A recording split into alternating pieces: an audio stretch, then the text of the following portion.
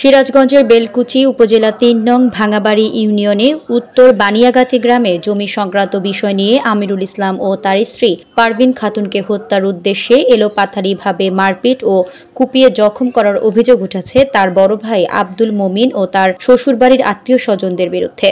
সিরাজগঞ্জ প্রতিনিধি রেজাউল করিম জানান, রবিবার এই হতাহতের ঘটনা ঘটে। পরে আহত আমিরুল ও পারভিন খাতুনকে সিরাজগঞ্জ ২৫০ শয্যা বিশিষ্ট বঙ্গমাতা শেখ ফজিলাতুন্নেসা মুজিব জেনারেল হাসপাতালে ভর্তি করা হয়। আহত আমিরুল ইসলাম বলেন, আমার বড় ভাই পরিকল্পিতভাবে তার শ্বশুর বাড়ির লোকজন নিয়ে আমাদের হত্যার উদ্দেশ্যে আক্রমণ করেছে।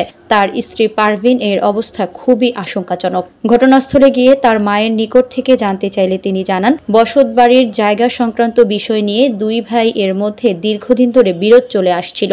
গ্রামীণ সালিসের মাধ্যমে মীমাংসা হওয়ার পরেও আমিরুল এর বড় ভাই মোমিন তার ছেলে মেয়ে মিলে আমিরুলকে প্রচন্ড মারধর করে। তাকে বাড়িতে চিকিৎসা দেওয়া হয়। ওই দিন রাতেই আবার মোমিন তার শ্বশুর বাড়ির লোকজন ডেকে এনে হুমকি দিয়ে আমিরুল ও তার স্ত্রী পারভিনকে এলোপাথারিভাবে কুপিয়ে আহত করে। গ্রামবাসীর সহযোগিতায় তাদের হাসপাতালে ভর্তি করা হয়। এই ঘটনায় আমিরুলের ছেলে রাব্বি বাদী হয়ে আব্দুল মোমিন, নজরুল ইসলাম, আলমগীর হোসেন, সুজন, নূরনবী, শিজান, শুভ আলম, ইউসুফ আলী, আজিদা, তাসলিমা, সোনিয়া খাতুন সহ ১৩ জনকে আসামি করে বেলকুচি থানায় একটি মামলা দায়ের করা হয়। এ বিষয়ে বেলকুচি থানার অফিসার ইনচার্জ জাকিরিয়া হোসেন বলেন, দুই ভাইয়ের মারামারির ঘটনায় থানায় একটি এজাহার দায়ের করেছে।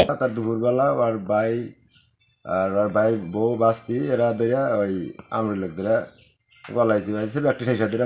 আমার আব্বু মোহাম্মদ আমিরুল ইসলাম, আমি তার মেজো ছেলে। আমার চাচা মোমিন, তার ছেলে পেলে শ্বশুর বাড়ির লোকজন আমার আব্বুরে অনেক কোবাইছে, আম্মুরে অনেক কোবাইছে।